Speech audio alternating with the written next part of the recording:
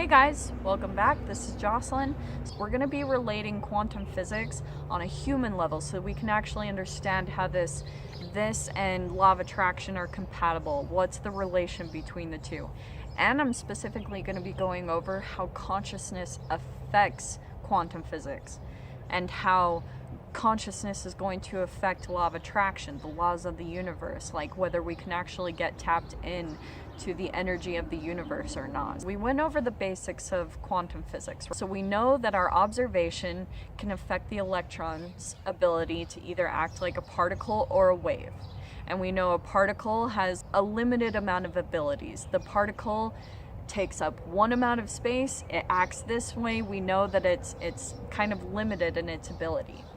But let's take the wave. For an electron to be able to act like a wave, that means that the wave has all of these different possibilities. It has all these limitless possibilities that it can do. It can go all these distances. The barrier they had on the back wall that would indicate where it would hit, you could see it had all of these different markings. It was ending up in all these different places. Talked about entanglement, how when two quantum entities come in contact with each other, that they always stay aware of each other. They always will be in relationship with each other, and then they will affect each other's behavior. And then we went over superposition, which is where a quantum entity can actually be in multiple shapes and places at one time, again depending on the observer.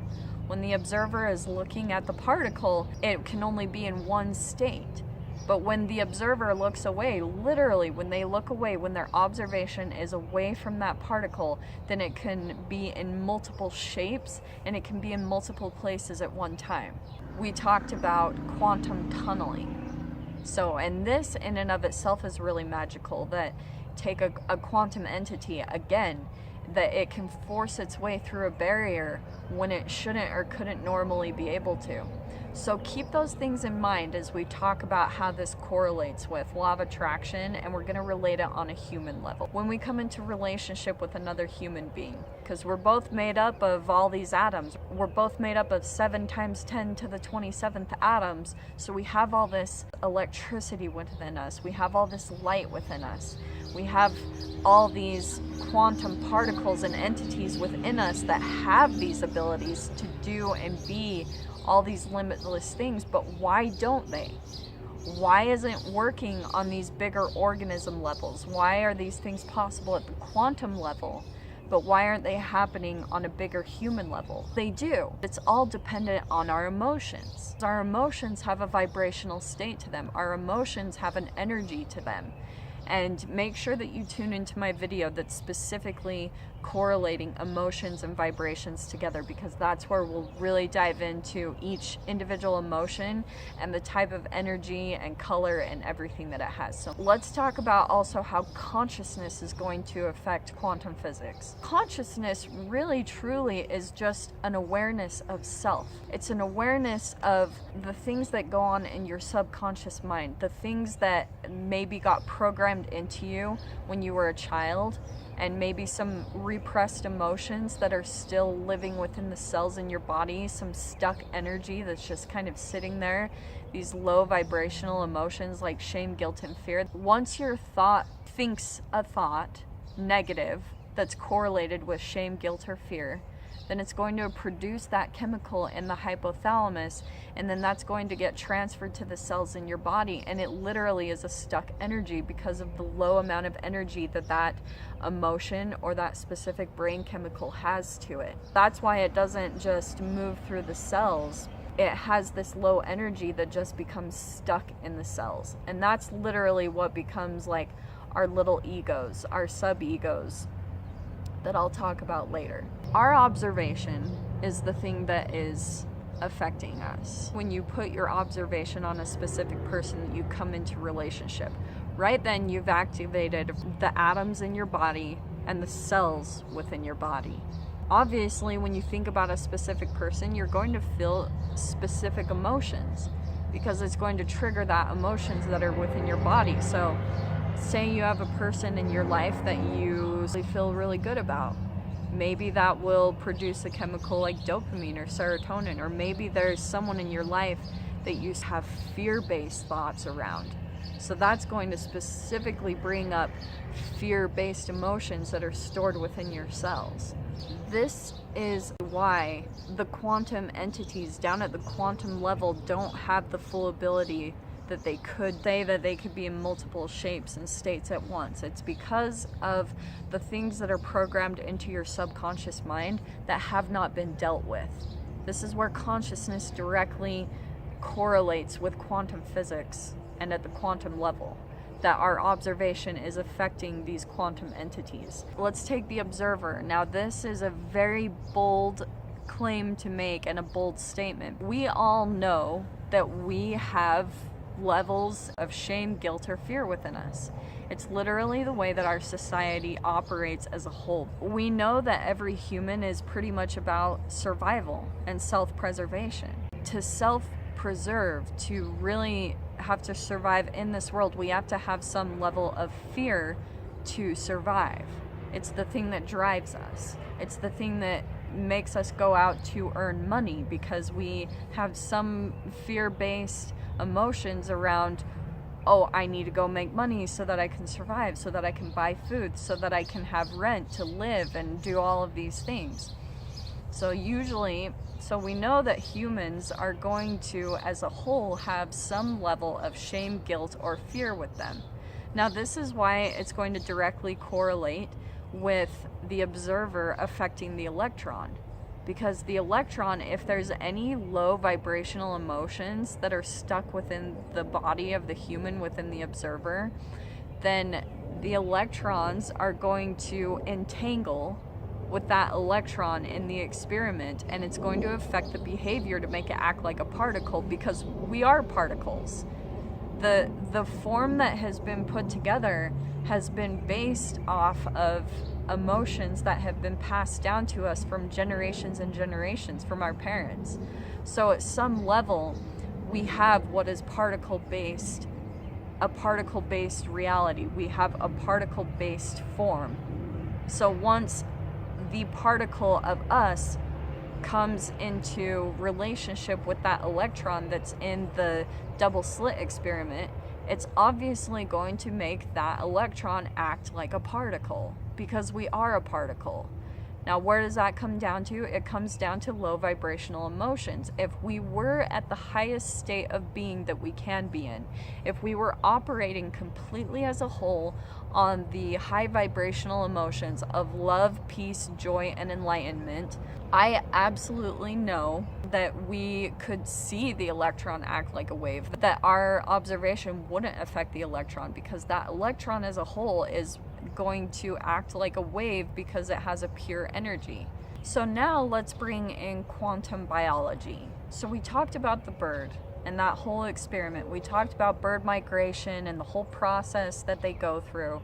So let's talk about how this is going to relate with humans and the vibrations of emotions. Each different organism is going to have their own system for photosynthesis within their whole body. They're going to have their own individual process to navigate through this earth. Let's talk about the exact process that humans need to be able to not only tap into the consciousness of the universe and to tap into these unlimited abilities that we have, like that the quantum entities have within us. There's this really big misconception that if you stare directly at the sun, it will blind you. I'm going to call bullshit on this immediately. Sun gazing is an actual thing. I'm going to bring in all of these things that are made fun of in society, but are actually a part of the photosynthesis as humans that we need to go through to actually be able to raise our own vibrational state, to actually get the pure energy that we need to survive as human beings. The very first thing that we need is photons of light from the sun, observing it from our eyes. We know that the bird has cryptochrome in the back of its retina. So it's absorbing photons of light. It's looking directly at the sun. So when it looks directly at the sun, it's receiving photons of light that will hit that cryptochrome molecule, or that tiny little nanocrystal of cryptochrome. Humans actually have cryptochrome as well in our retina, in our eyeballs. Why in the world wouldn't we also need that direct energy and photons of light from the sun to trigger photosynthesis within us as human beings. But it's a combination of things. If you are not at a high vibrational state, thinking positive thoughts, producing high vibrational brain chemicals and emotions to feed the cells of your body, and also eating high energy, high vibrational food, this is where I am absolutely positively going to bring in vegan and plant-based diets. Plants, we know, go through photosynthesis. We were made to ingest plants. It's good for our system. They are electrically stimulated. They have their own electrical process to them to be able to photosynthesize. We as humans need to ingest them to create that high amount of energy within our own bodies to be able to move through low vibrational emotions, to actually move through fear-based emotions, and to be able to photosynthesize and evolve as human beings as a whole. This is the key. This is the key to photosynthesis in human beings. It's a combination between going out and getting photons of light from the sun with a plant-based diet, because both things are going to be electrical, and then you have to combine thinking high vibrational emotional thoughts. That is the combination to healing literally anything in your life, any disease or illness, any mental health disability or illness that you might have. This is the key. You just have to learn how to create that relationship with yourself. And that's really what it comes down to. Having that discipline within yourself to be able to really commit to these things. That right there is love in and of itself, the highest vibration. And you cannot help anyone else or be of any advantage to anyone else in the entire universe if you're not taking care of your own energy and healing the low vibrational emotions that you've been programmed with from the very beginning. That's the key. You have to cleanse them from your body, and it's a process. Really, life at the foundation is we get fucked up when we're raised. We get programmed with all these low vibrational emotions because it's karma that's been passed down generation to generation. This is how our society works as a whole. And it's our job to become more conscious of those low vibrational emotions and food that we're putting into our body, and creating a healthier and better relationship with ourselves and overcoming that. That's going to stop that karmic cycle. Because the karmic cycle, the negative karmic cycle as a whole, is that you feed off of other people's energy, and that you expect other people's behavior and things to change, and for people to act a certain way so that you can be happy. And this will get us nowhere. We have to first be accountable, have self-awareness, look at ourselves and look at the relationship that we have with ourselves and what we are putting into our body, the thoughts that we're thinking, all of those things combined. We have to take accountability with them and create a loving relationship with ourselves, and take care of our body, take care of the vehicle that we have on earth. If you're not creating your own high vibrational emotions within yourself, if you're expecting other people to create them for you, you'll be stuck in a trap that will never get you anywhere, I can promise you. But this, like I said, is the key. It's the key to healing everything. All of the crap that goes on with our bodies, it literally is like a car breaking down. You have to learn how to look at this, look at your body in a different way. You are not your illnesses. You are not your emotions. You are not your thoughts. You have an illness. You have thoughts. You have emotions. They are not you.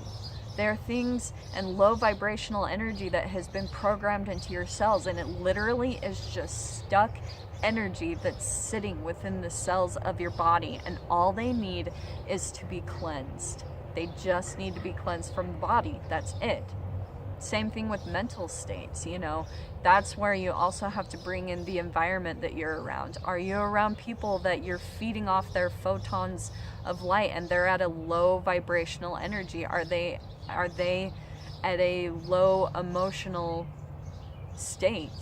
Are they thinking stressful thoughts constantly and and emitting a lot of cortisol into the cells in their body, and they're emitting this cortisol type of energy, you're going to get those photons of cortisol energy into your own, because the electrons in your body are going to be absorbing light around you.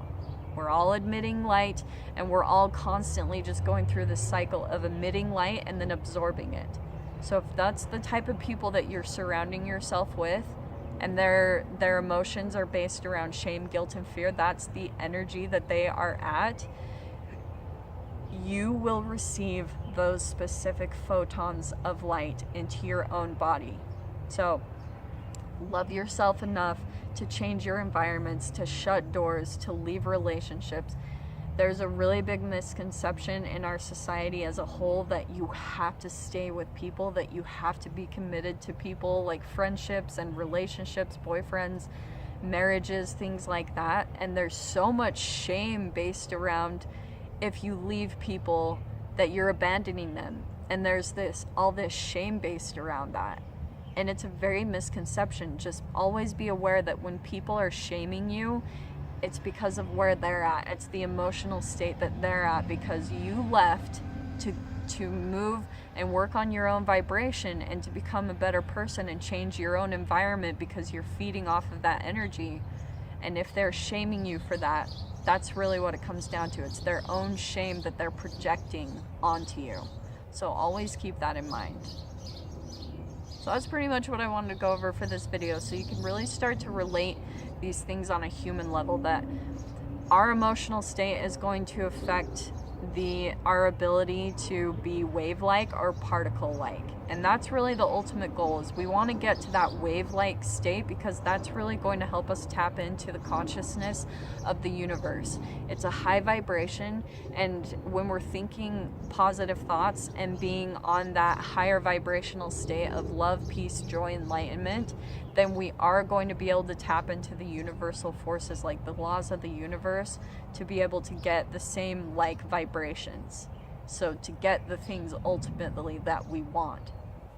But it all comes down to self-awareness, being aware of the things, that are stuck in our subconscious, that are keeping us stuck, old beliefs, things that happened in our past that are programmed into our cells. It all comes down to self-awareness and being aware of the things that are not true. They're a story. It's nothing real. All of it isn't real. And we'll talk about that more. We're gonna get so much more in depth with this. This is just like the tip of the iceberg. We're just getting started with this. I hope you guys enjoyed the information. Definitely make sure that you jump over to my other videos, specifically, we're going to be diving into the vibration of emotions, so make sure that you check that video out next, because we'll dive a lot more in depth with the vibration of those and why we attract those specific vibrations. Thanks so much, guys, and I'll see you in the next video.